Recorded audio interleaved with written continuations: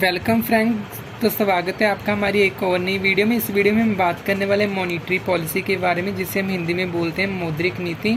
तो सबसे पहले मॉनेटरी पॉलिसी का अर्थ जानते हैं कि मॉनेटरी पॉलिसी होता क्या है। मौद्रिक नीति तो इसका मतलब होता है मुद्रा के संबंध में बनाई गई पॉलिसी। मुद्रा के संबंध में बनाई गई पॉलिसी को मॉनेटरी पॉलिसी कहा जाता है।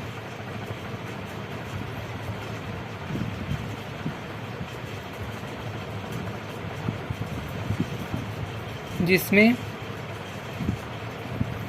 मुद्रा को कंट्रोल किया जाता है।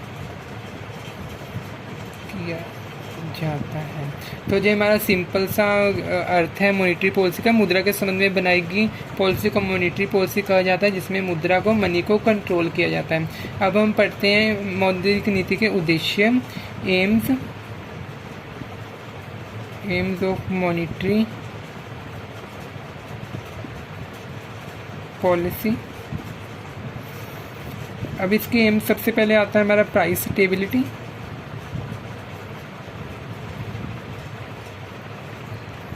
प्राइस स्टेबिलिटी का मतलब होता है जब भी हमारे देश में जो प्रोडक्ट्स की कीमतें होती हैं, जो भी प्रोडक्ट्स की कीमतें होती हैं, कभी वो ज़्यादा होती हैं, इंक्रीज होती हैं, डिक्रीज़ होते हैं। तो मौद्रिक नीति का जो उद्देश्य होता है कि उनको स्टेबल रखना, ताकि किसी भी प्रोडक्ट की ज़्यादा कीमत में ज़्यादा इंक्रीज़ होने पर ज़्यादा जो महंगाई है वो ना बढ़ जाए, और वो ज़्यादा चीप भी नहीं होनी चाहिए। इसलिए प्राइस स्टेबिलिटी पर भी ध्यान देता है। इसका एक मुख्य उद्देश्य होता है। सेकेंड हमारा आता है इकोनॉमिक ग्रोथ। इकोनॉमिक ग्रोथ जैसे हमारे जिसका मेन उद्देश्य है हमारी जीडीपी को बढ़ावा देना। जैसे कि अगर हमारे देश में इन्वेस्टमेंट नहीं हो रहा तो ये अपने इंटरेस्ट रेट को कम कर देगा, और जो इन्वेस्टर्स होंगे वो ज़्यादा लोन लेंगे और नए नए प्लान्स, नए नए प्रोजेक्ट्स में वो इन्वेस्ट करेंगे, जिससे हमारी जीडीपी में बढ़ावा होगा। तो इसके बाद हमारा थर्ड जो इसका एम आता है वो होता है इकोनॉमिक इक्वालिटी।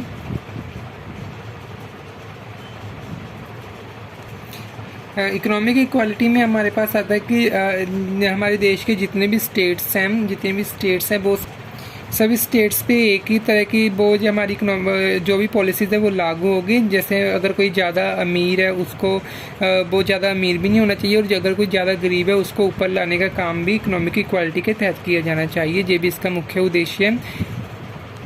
इसके बाद नेक्स्ट हमारा आता है fourth, increase employment.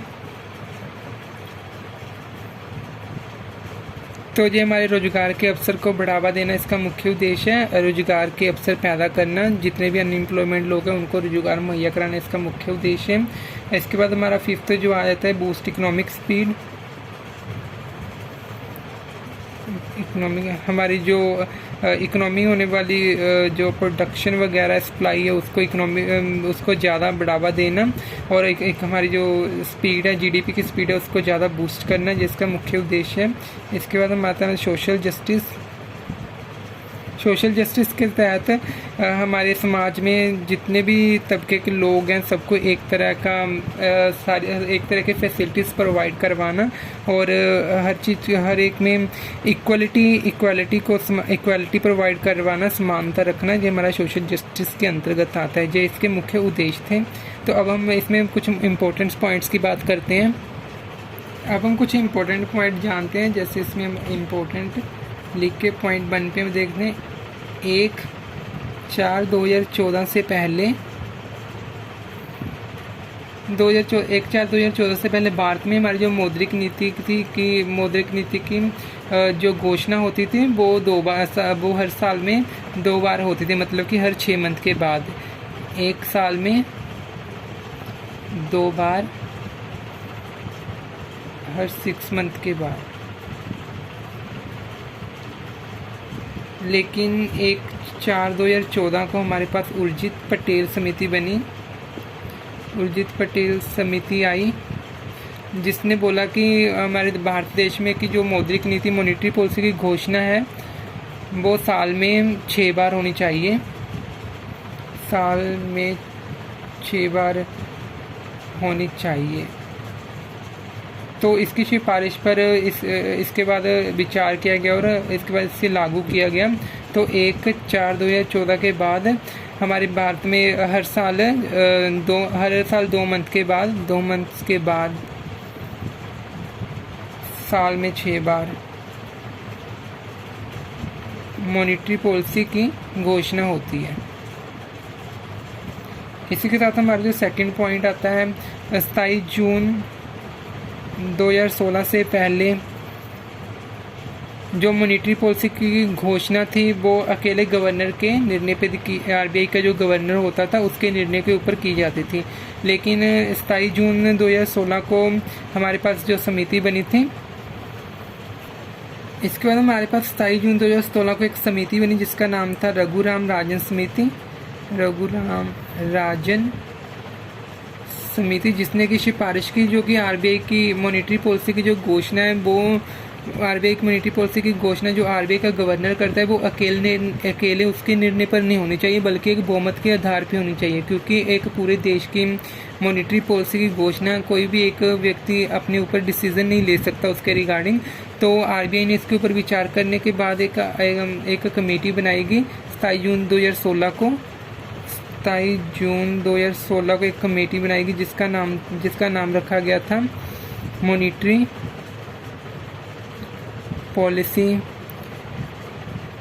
Policy committee नाम रखा गया, जिसमें 6 सदस्य होते हैं, 6 मेंबर्स होते हैं जो कि निर्णय लेते हैं हमारी मॉनेटरी पॉलिसी के रिगार्डिंग। अब हम पढ़ते हैं डिटेल में मॉनेटरी पॉलिसी कमेटी के बारे में। तो अब हम पढ़ते हैं मौद्रिक नीति समिति के बारे में। मॉनेटरी पॉलिसी कमेटी, सबसे पहले जो मॉनेटरी पॉलिसी कमेटी है मौद्रिक नीति समिति, इसकी इस्टेब्लिशमेंट कब हुई थी? 27 जून 2016 को। सिफारिश किसने की थी? रघुराम राजन समिति के द्वारा। इसका फंक्शन मेन कार्य क्या है? मौद्रिक नीति की घोषणा करना बहुमत के आधार पर,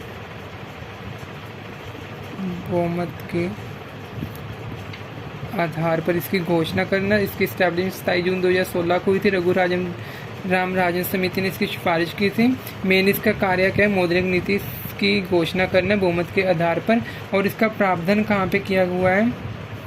इसका प्रावधान है आरबीआई एक्ट 1934 सेक्शन 45 ZB में इसका प्रावधान है। और इसके अभी मेंबर्स देखते हैं। टोटल मेंबर इसके 6 होते हैं। टोटल 6 मेंबर्स होते हैं। 6 मेंबर्स में हमारे 3 होते हैं इंटरनल मेंबर और 3 हमारे होते हैं एक्सटर्नल मेंबर्स। इसमें हमारा एक तो होता है आरबीआई का गवर्नर, एक हमारा होता है आरबीआई डिप्टी गवर्नर, थर्ड हमारा होता है आरबीआई का सीईओ। और इसी के साथ हमारे जो एक्सटर्नल मेंबर होते हैं ये सेंट्रल गवर्नमेंट के द्वारा अपॉइंट किए जाते हैं, appoint by central government for 4 years। 4 साल का इनका कार्यकाल होता है 3 मेंबर्स का। तो ये इसके 6 टोटल मेंबर्स होते हैं। मॉनेटरी पॉलिसी कमेटी को लेकर हमारे पास जो कुछ एक इम्पोर्टेंट पॉइंट आ जाता है जिससे हम लिखते हैं important point. Monetary policy committee को लेकर आरबीआई और भारत सरकार, इन दोनों के बीच एक समझौता हुआ था, एक एग्रीमेंट हुआ था, जिसके बीच इन्होंने बोला गया था कि अगर 31/3/2021 तक हमारा जो इन्फ्लेशन रेट है अगर वो 4% ±2%, जिसका मतलब हमारे पास होता है 4% प्लस मैंने 2%, जिसका मतलब है कि अगर 2% से 6% तक, 6% तक, जैसे फॉर एग्ज़ाम्पल हमने बोला कि 4 + 2 = 6 और 4 - 2 = 2, या तो इतना या इतना आना चाहिए तक होता है हमारा इन्फ्लेशन रेट। अगर इतना होता है, अगर हमारा इन्फ्लेशन रेट 4% प्लस माइनस 2% तक होता है तो MPC जारी रहेगी, तो MPC आगे जारी रहेगी। अगर हमारा इन्फ्लेशन रेट इतना नहीं होता तो इसे हटा दिया जाएगा, वरना इसे हटा दिया जाएगा। ये हमारे सेंट्रल गवर्नमेंट और RBI के बीच में एक एग्रीमेंट था जिसमें ये लक्ष्य रखा गया था कि इन्फ्लेशन रेट हमारा इतना आना चाहिए 31/3/2021 को। अगर इतना आता है तो ठीक है, वरना अगर नहीं आया तो इसे मॉनेटरी पॉलिसी कमेटी को हटा दिया जाता है। इसमें एक और विशेष प्रावधान था, स्पेशल नोट, जिसमें अगर MPC में टोटल हमारे पास जो मॉनेटरी पॉलिसी कमेटी है MPC में टोटल 6 मेंबर्स होते हैं। अगर इसके मान लीजिए कि इसमें जो मॉनेटरी पॉलिसी की घोषणा करते वक्त जो हमारा निर्णय है वो बहुमत बिल्कुल बराबर आ जाए, मतलब कि 3 मेंबर्स तो बोले कि 3 मेंबर बोले कि रेपो रेट वो जो बढ़ना चाहिए और 3 बोले कि घटना चाहिए और 3 बोलते हैं कि हमारा जो रेपो रेट है वो घटना चाहिए। इसके बाद जो हमारा जो जहाँ पे बहुमत है वो बिल्कुल बराबर आ गया, क्योंकि 3 मेंबर और 3 मेंबर जहाँ पे 6 मेंबर से बिल्कुल बराबर बोल रहे हैं। 3 वो बोल रहे हैं बढ़ना चाहिए, 3 बोल रहे हैं घटना चाहिए। इसके बाद जो फाइनल डिसीजन होगा, फाइनल वो RBI का गवर्नर लेगा, यहाँ पे गवर्नर के द्वारा लिया जाए। इसके बाद अगर RBI का गवर्नर बोलता है कि रेपो रेट बढ़ना चाहिए, लेकिन ये हम जहाँ पे जो 5 मेंबर अदर्स हैं वो बोल रहे हैं कि रेपो रेट हमारा कम होना चाहिए, तो जहाँ पे RBI का जो गवर्नर उसका बहुमत उसका डिसीजन नहीं माना जाएगा वैलिड, बल्कि जो 5 मेंबर बोल रहे हैं कि रेपो रेट घटना चाहिए तो उनका डिसीजन को एक्सेप्ट कर लिया जाएगा, क्योंकि उनका बहुमत ज़्यादा है। तो जहाँ पे हम बोलते हैं कि मॉनेटरी पॉलिसी की जो घोषणा का निर्णय है वो हमेशा बहुमत के आधार पर लिया जाता है।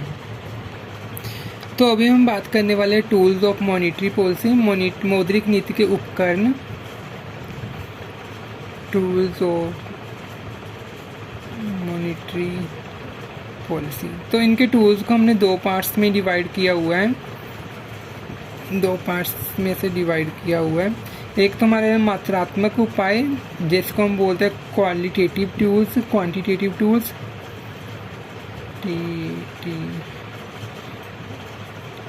Quantitative tools. इसके बाद हमारे पास सेकंड आता है गुणात्मक और चयनात्मक, जिसको हम इंग्लिश में बोलते हैं क्वालिटेटिव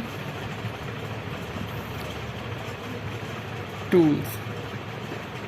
अभी हमारे पास जो क्वांटिटेटिव टूल्स है इसमें हमारे पास 7 आते हैं और क्वालिटेटिव में हमारे पास टोटल 3 टूल्स आते हैं। तो सबसे पहले हम क्वांटिटेटिव में देखते हैं। सबसे पहले इसमें हमारे पास आता है रेपो रेट,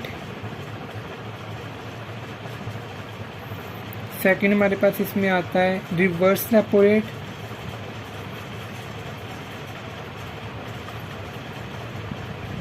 नेक्स्ट हमारे पास आता है कैश रिजर्व रेशियो,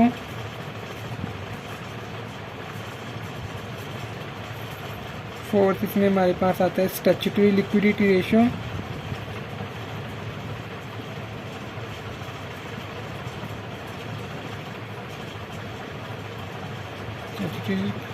इसे हम RR के नाम से जानते हैं, इसे हम RRR के नाम से जानते हैं, ये CRR के नाम से जानते हैं और इसे SLR के नाम से जानते हैं। और फिफ्थ हमारे पास आता है बैंक रेट और सेवन्थ हमारे पास आता है मार्जिनल स्टैंडिंग फैसिलिटी और हमारे नेक्स्ट हमारे पास आता है ओपन मार्केट ऑपरेशन।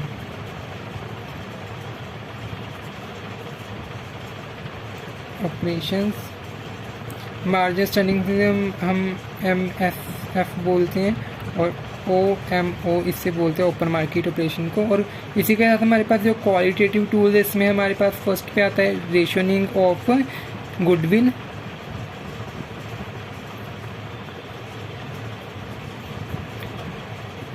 जिससे आँख की रोशनिंग, जिसे हम हिंदी में बोलते हैं। सेकंड हमारे पास आता है मोरल इफेक्ट। थर्ड हमारे पास आता है डायरेक्ट एक्शन।